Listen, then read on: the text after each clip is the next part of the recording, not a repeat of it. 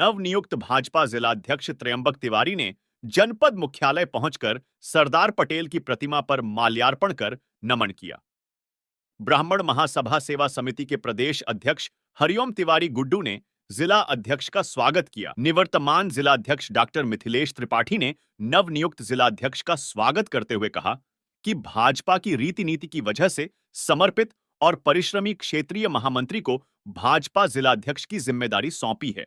विधान परिषद सदस्य डॉक्टर हरिओम पांडेय, जिला पंचायत अध्यक्ष श्याम सुंदर वर्मा, पूर्व जिलाध्यक्ष डॉक्टर राजित राम त्रिपाठी, कपिल देव वर्मा एवं अन्य पदाधिकारी ने स्वागत किया। एबीएन न्यूज प्लस से खास बातचीत करते हुए नवनियुक्त यशस्वी जिला अध्यक्ष त्र्यंबक तिवारी ने बेबाक अंदाज में कही कई बड़ी बातें। इस समय हमारे साथ मौजूद हैं अंबेडकर नगर के यशस्वी युवा जिलाध्यक्ष त्र्यंबक तिवारी जी।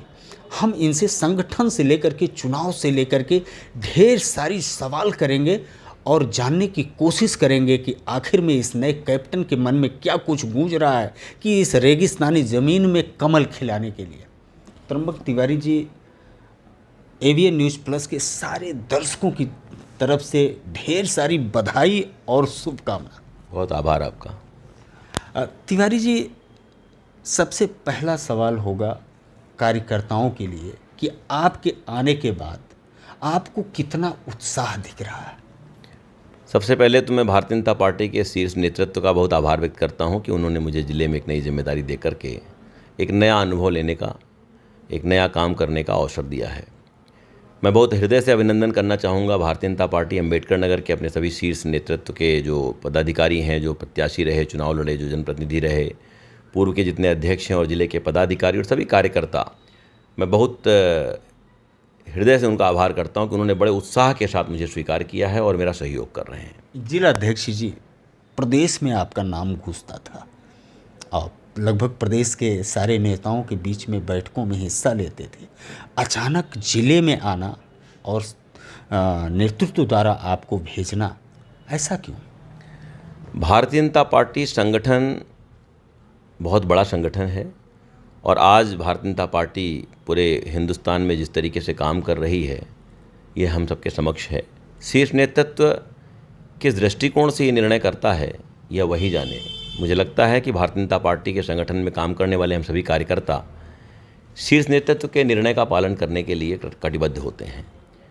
जो भी विषय रहा हो, मुझे लगता है कि भारतीय जनता पार्टी अंबेडकर नगर में मेरी उपयोगिता उन्हें नज़र आई होगी, इसलिए उन्होंने मुझे यहाँ भेजा है।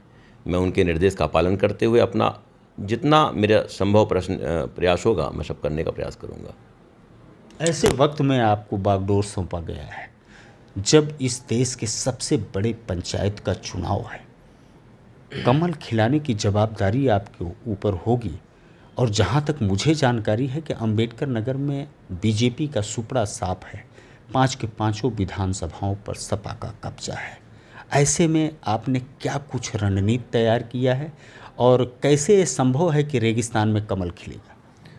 अभी तो 5 दिन हुआ है मुझे आए हुए। अभी तो मैं चीज़ों को आकलन कर रहा हूँ, ऑब्ज़र्व कर रहा हूँ। लेकिन मुझे एक चीज़ दिखाई पड़ती है कि हमारे अंबेडकर नगर में कार्यकर्ता और नेता, इनकी योग्यता और क्षमता बहुत ज़्यादा है। किन्हीं कारणों से यदि हम पिछले चुनाव में सफल नहीं हो पाए हैं तो कहीं ना कहीं कुछ त्रुटियां रही होंगी। उन त्रुटियों का आकलन करके उनका समाधान करने का प्रयास करेंगे और मुझे लगता है 2024 के लोकसभा चुनाव में अपने विश्व के सबसे यशस्वी नेता, हमारे देश के प्रधानमंत्री, आदरणीय प्रधानमंत्री मोदी जी, और हमारे बहुत ही लोकप्रिय मुख्यमंत्री जो हैं तो केवल प्रदेश के मुख्यमंत्री, लेकिन जिनके कार्यों के आधार पर उनके पूरे विश्व में गूंज है, और ये दोनों ही नेता जिस तरीके से आम जनमानस के लिए अपना पूरा समर्पण किए हुए हैं, त्याग की प्रतिमूर्ति बने हुए हैं, जनता के लाभ के लिए, जनता के हित के लिए 24 घंटे मेहनत की पराकाष्ठा कर रहे हैं। उनकी लोकप्रियता इतनी ज़्यादा है कि आम जनमानस के हृदय पर राज करते हैं ये दोनों हमारे नेता। और मुझे लगता है कि जनता पूरी तरीके से इस बार मन बनाई हुई है कि 2019 की गलती 2024 में नहीं दोहराएंगे और एक बार अंबेडकर नगर का भी पुष्प मोदी जी के इस माला में लगाएंगे और उन्हें पुनः प्रधानमंत्री बनाएंगे। जिलाध्यक्ष जी, जब कोई भी कैप्टन बागडोर संभालता है, मैदान में उतरता है, तो अपने टीम का गठन वो स्वयं करता है। तो क्या जो पुरानी टीमें हैं आप पूरी तरह से उसका चेहरा बदलने की कोशिश करेंगे, और अगर चेहरा बदलेंगे तो सबसे ज़्यादा तवज्जो किसको देंगे? देखिए, निश्चित तौर पे जब कोई नया अध्यक्ष आता है तो वो अपनी टीम का गठन करता है, उसे अवसर अगर प्राप्त होता है तो मुझे भी अवसर प्राप्त होगा। लेकिन मेरा अपना मानना ये है कि अपनी आँख और कान से देख कर के कार्यक्षमता के आधार पर यदि कोई परिवर्तन आवश्यक हुआ तो ही किया जाएगा। यहाँ पर मेरे टीम में परिवर्तन का आधार केवल कार्यक्षमता होगी। किन्हीं कारणों से यदि कोई पदाधिकारी तो है लेकिन कार्य करने में भी किसी कारण से नहीं समय दे पा रहा है, सक्षम नहीं हो पा रहा है, तो उसके बारे में विचार ज़रूर किया जाएगा। लेकिन अगर पदाधिकारी पहले से हैं और कार्य कर रहे हैं और क्षमता का प्रदर्शन कर रहे हैं तो अनावश्यक परिवर्तन की कोई बात हमें नज़र नहीं आती है। यदि कहीं सामाजिक संतुलन नहीं होगा तो सामाजिक संतुलन बनाने का प्रयास किया जाएगा। अंबेडकर नगर की जो सामाजिक स्थिति है उसके अनुसार ही हमारा संगठन काम करेगा। सीनियर सिटीजन, यूथ और महिला, सबसे ज़्यादा बड़ी जवाबदारी देने की आप कोशिश किसको करेंगे? तीनों बराबर के जवाबदार हैं, इसमें किसी का कम ज़्यादा महत्व नहीं है। सीनियर सिटीजन यानी बड़ों का आशीर्वाद, मातृशक्ति का आशीर्वाद और युवाओं का सहयोग और साथ, ये तीनों मिल करके हम निश्चित तौर पर सफल होंगे। अभी तक की शिकायतें रही हैं कि जिला प्रशासन पंचायत स्तर से आपके कार्यकर्ता और पदाधिकारी से लेकर के जिला स्तर के शीर्ष पर बैठे लोगों का के शिकायतों का, बातों का तवज्जो जिला प्रशासन नहीं देता है।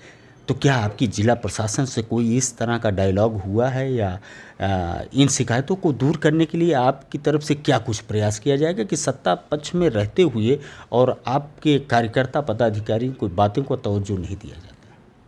देखिए, सरकार की जो मंशा है, जो नीति है, जीरो टॉलरेंस की है और ट्रांसपेरेंट आधार पे काम करते हैं। हमारे आदरणीय मुख्यमंत्री जी ईमानदारी की पराकाष्ठा और मेहनत की पराकाष्ठा करते हैं और उनका स्पष्ट निर्देश है कि जनता के हित के आगे कोई और चीज़ स्वीकार नहीं की जाएगी। मेरा अपना व्यक्तिगत मानना है कि 3 तरह के कार्य होते हैं। एक जो संवैधानिक तौर से होने ही चाहिए, वो कोई भी सरकार हो, कोई भी अधिकारी हो, अगर वो संवैधानिक है तो उसे वही करना है और इसके लिए माननीय मुख्यमंत्री जी का सीधा निर्देश है कि अविलंब ये कार्य किए जाएं। दूसरे वह कार्य होते हैं जो किसी का विशेषाधिकार होते हैं।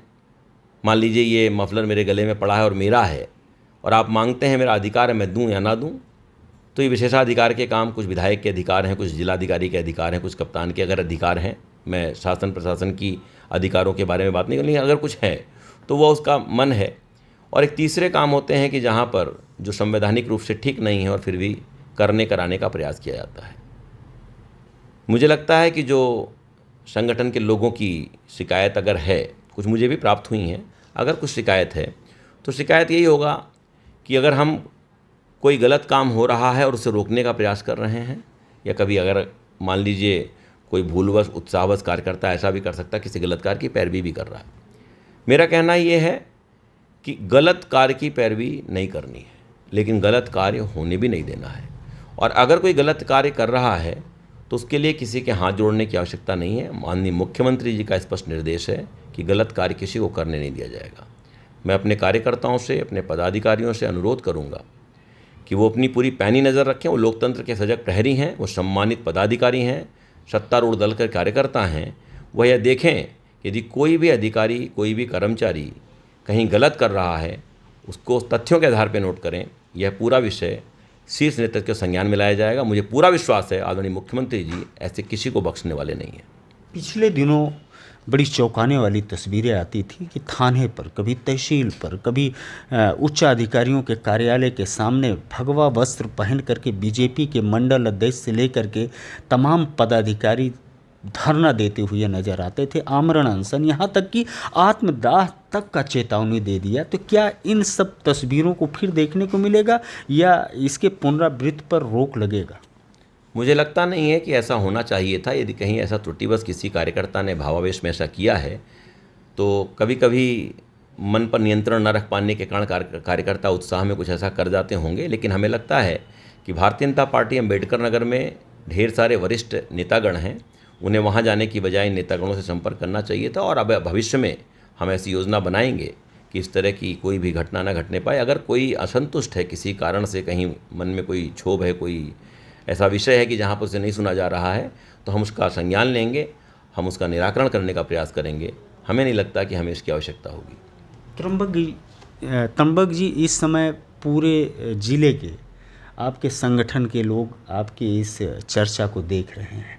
आप क्या कुछ मंत्र देना चाहेंगे, क्या कुछ अपने संगठन की तरफ से संदेश देना चाहेंगे कि उनको अब इसमें बदलाव लाना चाहिए, जिससे जो है एक बार फिर कमल खुले? जिस कसौटी पर खरा उतरने के लिए आपको इतना चुनौतीपूर्ण जिम्मेदारी दी गई है, उसमें आप अपने सेना के साथ खरे उतर सकें।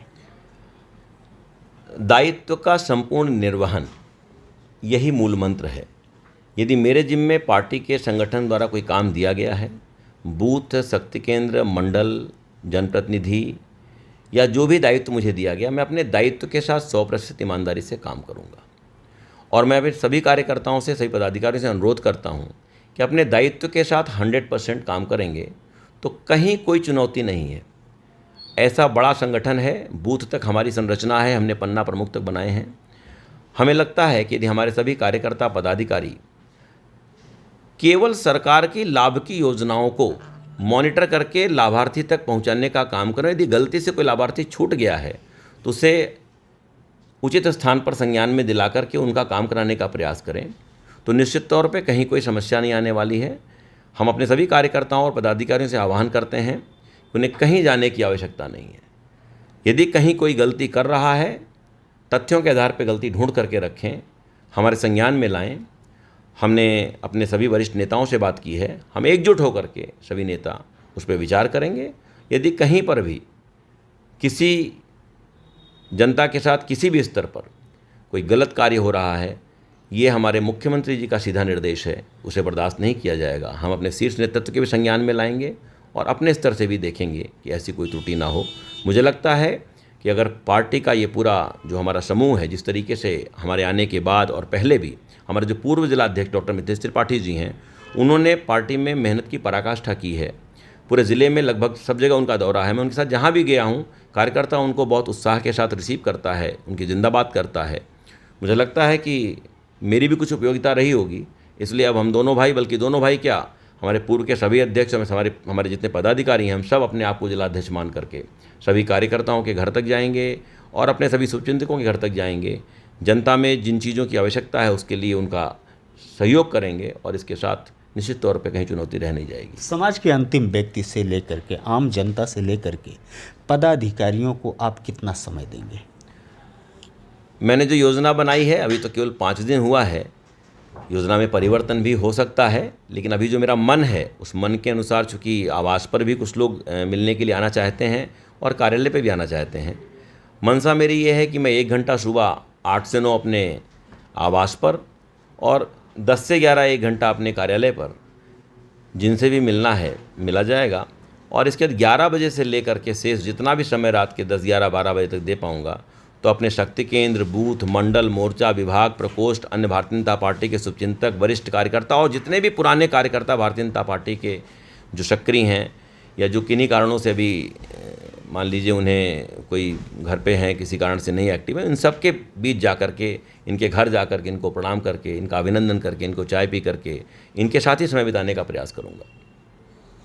सांगठनिक ढांचे में एक नई लकीर खींचने का जज्बा लेकर के नए जिलाध्यक्ष त्र्यंबक तिवारी जी बागडोर संभाल लिए हैं। इनका कहना है कि प्रामाणिकता के आधार पर, कार्य दक्षता और क्षमता के आधार पर वो नए टीम का गठन करेंगे और 2024 में कमल को खिलाने के लिए पूरा प्रयास करेंगे और उसमें सफल भी होंगे। पूरी तरह से अपने टीम पर इन्होंने भरोसा जताया और पिछली टीमें जो इनके साथ रही उनके भी कार्य दक्षता का सम्मान करते हुए चेहरा बदलने में कम, कार्यशैली बदलने में ज़्यादा विश्वास रखते हैं। एक बार पुनः आपको बहुत बहुत धन्यवाद और एबीएन न्यूज़ प्लस के सारे दर्शकों की तरफ से ढेर सारी शुभकामनाएं। एबीएन न्यूज़ प्लस के लिए ज्ञानेंद्र पांडे, ज्ञानी, अम्बेडकर नगर से।